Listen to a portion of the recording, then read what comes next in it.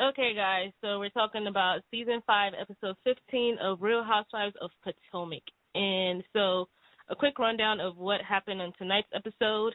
It starts off with the story about Monique countersuing Candace for the fight, and then we see Monique and Karen have lunch, and then Monique asks Karen, because she was told by Ashley that Karen said she would file a lawsuit, so Monique just kind of questioned her about that, and they seem to squash it, so that was fine. And then we see Micheal and Ashley talking about Ashley going away to Portugal and I guess making a schedule of when Micheal would come home to take care of the baby.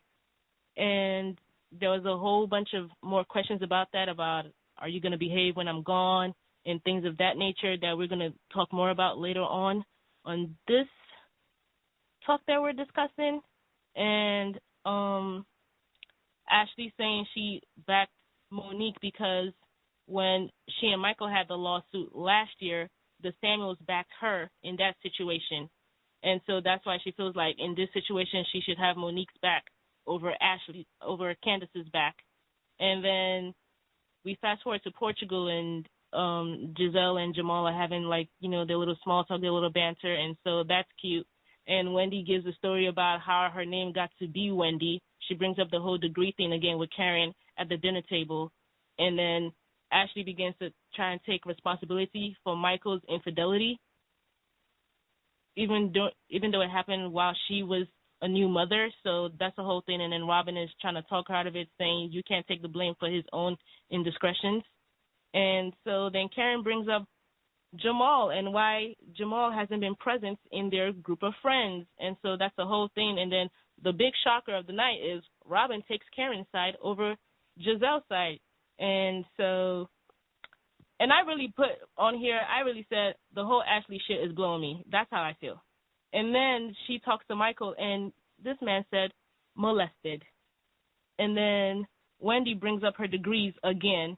And Ashley, of course, brushes off the whole Micheal thing again. And then the big shocker of the night after the whole Robin thing is Karen called Gizelle a Satan. So let's get to it. Let's talk about the show. Yes, I like the reviews. It's just boom, boom, boom, boom, straight to the point. Yes. Hey, I'm reading all bullet points, you know? Yeah. We'll do better next time. Because there's so many details. Definitely go watch the show if you haven't seen the show. There's a lot of juicy details in there that of what happens. So let's just get right into it.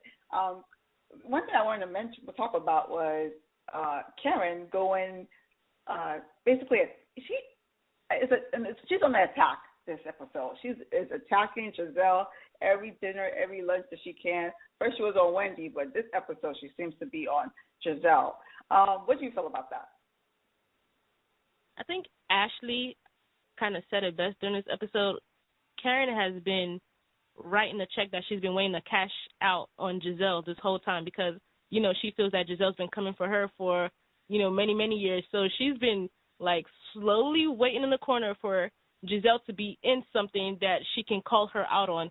And she feels like this is the perfect thing to do with that. And she feels like Gizelle is always involved in other people's relationships. So she's like, okay, well, we want to be involved in yours too. And so she's trying to check her, but she's not, and she's not coming but she's trying to put it as if she's coming out of a place of concern, out of a place of love. But no, you're really being shady. Like, there's no good intentions in the way you're coming for Gizelle and the reason why you're coming for Gizelle. That's Giselle's problem with it. And that's why Gizelle called her out on that. Exactly. And even though Robin took her side, when Gizelle and Robin got to talk about it by themselves, Gizelle said, I accept it from you, because she knows where Robin's coming from is from a good place. It's from a place of friendship. It's from a place of actual concern and, oh, you care about me, and so whatever you have to say to me, I will listen to it and I will heed what you're saying. From Karen, it doesn't read that same way because it's not the same exact intentions at all. Right. When Robin first seemed like she was siding with Karen, or she would agree with what Karen was saying, I was like, oh, no, this is the breakup of the Green Eye Bandit. Yeah, I was like, oh, Lord, this is how it gets started. But I'm glad they were able to patch it up when they met up in Gizelle's hotel room and at desserts. And Gizelle told her, hey, you know what? It's okay if you have an opinion, and but if you see me being attacked like that, especially by someone like Karen, just wait to share your opinion with me on the side. Don't join on the attack wagon. And Robin laughs a little bit, like a little nervous laugh, and she agrees. But I feel like Robin is trying to step out of Gizelle's shadow. I don't know. This is just a little something that I'm just trying to pick up on. But her doing that was a shocker for me. I was like, oh, what? Oh, but I'm glad they patched it up. But just something to look out for, definitely. Yeah. But, yeah, I don't blame Karen. But, yes, Karen does look a little mean and nasty. Two wrongs don't make a right, But, hey, whatever floats her boat. Another thing I really wanted to touch on was Ashley and the whole Micheal and Micheal describing what Ashley was criticizing Micheal for not being home and yelling at him. He says, stop molesting me, or I don't want to be molested like this. I'm like, why would you pick a word molested out of all the words to describe what was going on? Was shook. I was shook to my core. I did not expect it. I was like, what is this? First of all, they already aggravate my entire life, the both of them. Yeah. And then this is what happens? Are you serious? And you already know that, okay, first of all, they made a thing saying he's going to be home by 7 p.m. When she called him, she said it was 11 minutes after 7. And she overreacted in a normal relationship where there's no issue.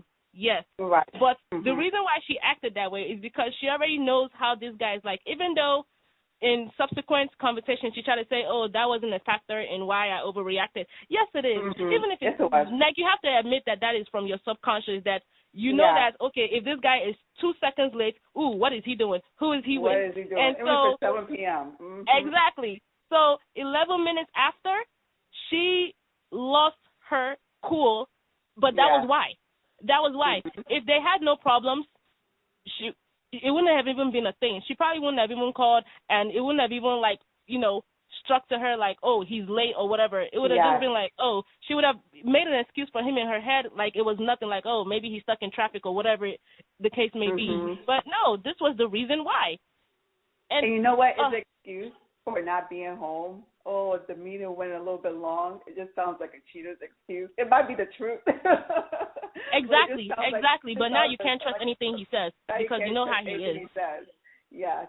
But what do you think about him using the word molested? Like, why would you choose that word to describe what was going on between you and your wife, in which it was just a normal disagreement? He says, I don't want to be molested like this. I hung up the phone. That was just so weird. I was like, what in the world? But, I mean, I get it. I guess it's because he's had multiple lawsuits against him, I believe, with people saying that he molested or grabbed people's butts or penises or whatever. So if that's the case, and maybe that word is just imprinted in him for some reason, but that was an inappropriate word. Micheal, if you're listening to this, that is an inappropriate word for you to use to describe what your wife was saying to you, okay? You would not Micheal, if you're listening to this, you as an entire person are inappropriate, period. Oh, Lord. That's it. Oh, Lord. Okay. So, I just think he was being defensive, honestly. Like, he was just being defensive. And like, so there was nothing to it. He was being defensive. He said the most ridiculous word to like, what? Say, okay, why are you yelling at me? Why are you, like, pick any word. You pick, you picked molested? Like, how? Why is that in your... But, that means that whatever they went through, even though they act like, that's the past, that's definitely something that still bothers them to this day, having to be sued for sexual harassment is probably, I'm sure, imprinted on his brain heavily. But still, I was still, like you said, shook by the word molested. I was like, why is he? But anywho, that is what it is. What did you think about Wendy, though? Wendy and her story of how her name was given to her by her father. You want to share the story, or you want me to? You go ahead. Okay, so when they get to Portugal, Wendy and the rest of the ladies, they all go out for dinner, and Wendy brings up her degree again, and she says, oh, I want to share with you guys a story about her father, who was an immigrant. And says the first job he had was at a fast food restaurant. And in this fast food restaurant, he worked his way up to become a manager. And he was just so proud of what he accomplished and just being in this country and being able to climb up the ladder and live the American dream that he named his daughter after that fast food restaurant, Wendy. And I was like, what? Everybody was shocked. Like, the way she laid the story out was, like, perfect because nobody was expecting it. Exactly. And all the ladies said that. They said, no, I wasn't expecting that. I didn't know where the story was coming from. But it was a nice story. Do you believe the story, yes or no? I may believe it. And the thing about it is, I feel like maybe if we've never heard this degree thing before, and she just kind of just said it from, like, maybe when we first met her, it would be like, ooh, this is a beautiful story. It was a beautiful story today, but because of we've heard this whole my degree thing forever, it was just so funny to me. Like, all I could do was laugh, even though I feel like, oh, my gosh, that's such a great story. That's such a great, like, how you came to be and got that name, and like Candace said, you really like living the American dream and all that. Yeah, but just because it came from her, I was on the floor rolling. Yeah, I thought it was a beautiful story. I'm glad.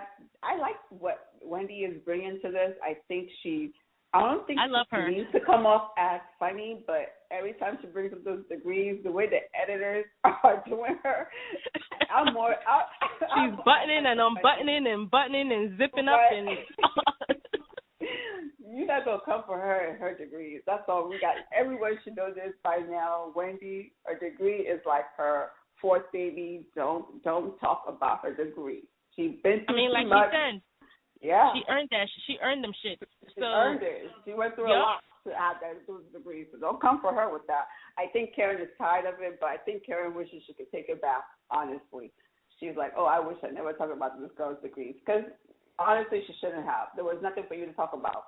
You can't shade somebody for having a PhD. Like, don't come for her, Karen.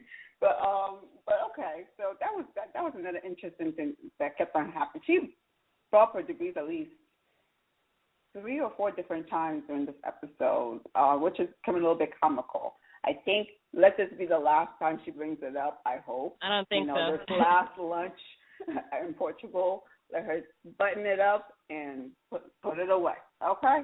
But hopefully, so I think everyone got the gist of how important her degrees are to her, so she can hopefully move on as well. But no, we're going to continue to hear it. This is episode 15, and since episode one, when we first met Wendy, we've been hearing the exact same thing about the degrees. Johns Hopkins University, political commentator. We hear it's. I can write this girl's resume. Like, I know it. Okay, so and not her resume. Yes, but like she said, she earned it. Like, I get it.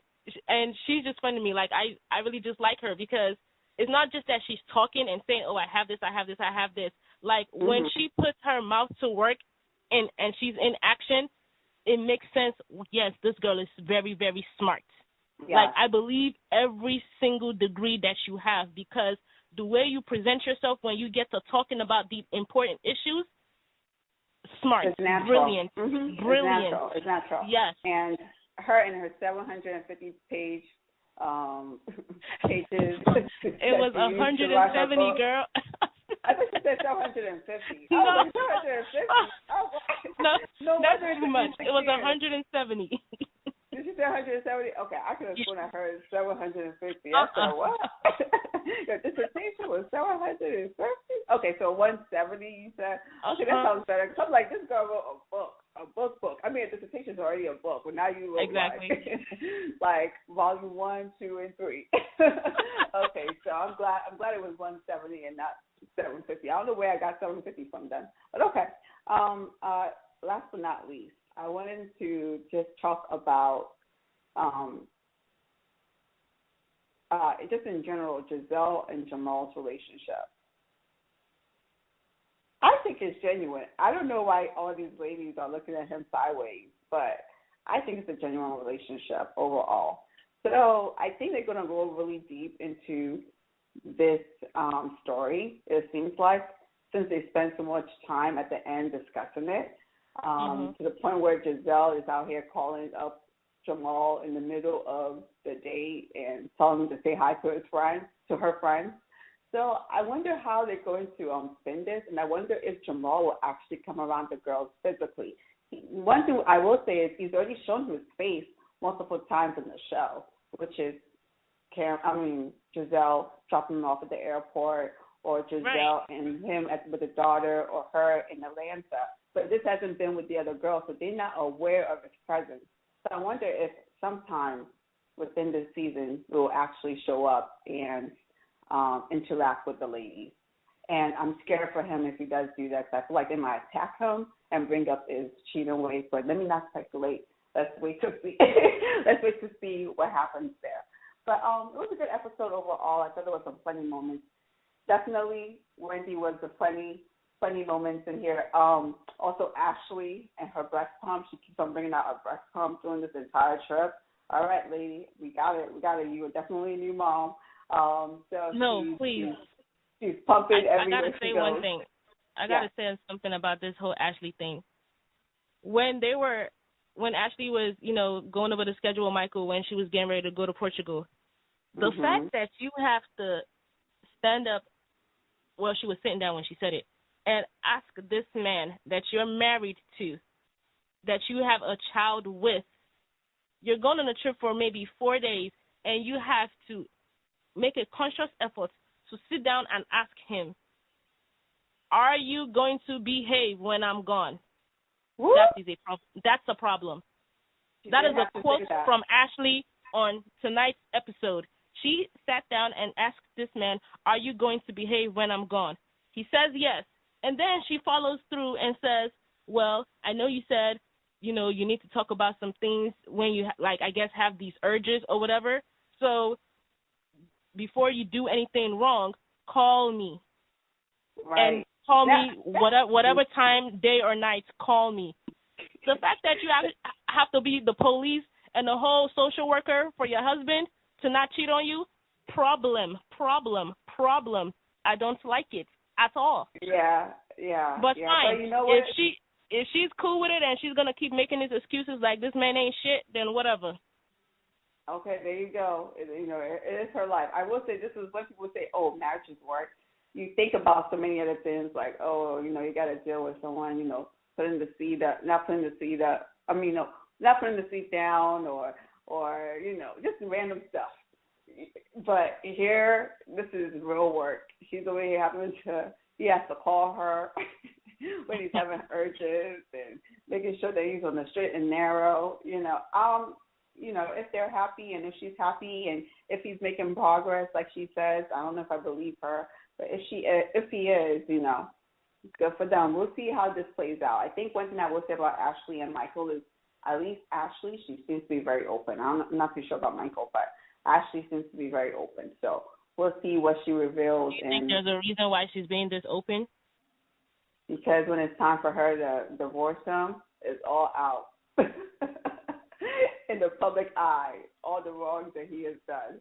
Maybe, and she's getting paid on the show. And maybe she doesn't feel like she needs to protect him as much because her intentions in the marriage are not of the traditional sense of love, and maybe it's more about security. And it seems to be more about security, financial security. And if she's financially secure, she can deal with a lot of other nonsense that come along. And I think if she's honest with that about her, she's honest about that. She seems to. I think she makes that clear, not verbally, but just through her actions, that this is a financial arrangement as well. So, if that's what she's leading with, all these other things are just baggage that she can easily toss to the side, and she doesn't have to. It's not going to affect her as much, So, and that's how some women are. You're paying the bills, you're taking care of me. I'm getting opportunities or restaurants because of you. They don't care about what else you do. outside. Just don't get caught. And I think the problem with Micheal is he's sloppy and he's always getting caught, honestly. But we'll see. I think you hit the nail on the head. I think the issue is not that he did anything. The issue is that he got caught. Yeah. And it came out. So I think the embarrassment is what she's really unhappy about. I don't think she may or may not care that he's actually cheating. And plus, since they have this whole open relationship, even though they say they're not doing that anymore, but I'm pretty sure you know how he's moving, and he's moving shady. But the fact that now we all know it, I think that's what's bothering her. For sure. Well, we'll see what happens in the next episode and how this plays out, along with Wendy, along with Gizelle and Karen. Karen gotta switch it up. There's one more thing I wanted to say, but I don't want this video to be too long. But Gizelle's outfit in Portugal, Gizelle, just hire a stylist. You know what I mean? Like, there's so many great fashionistas in the DMV. Like, come on, girl.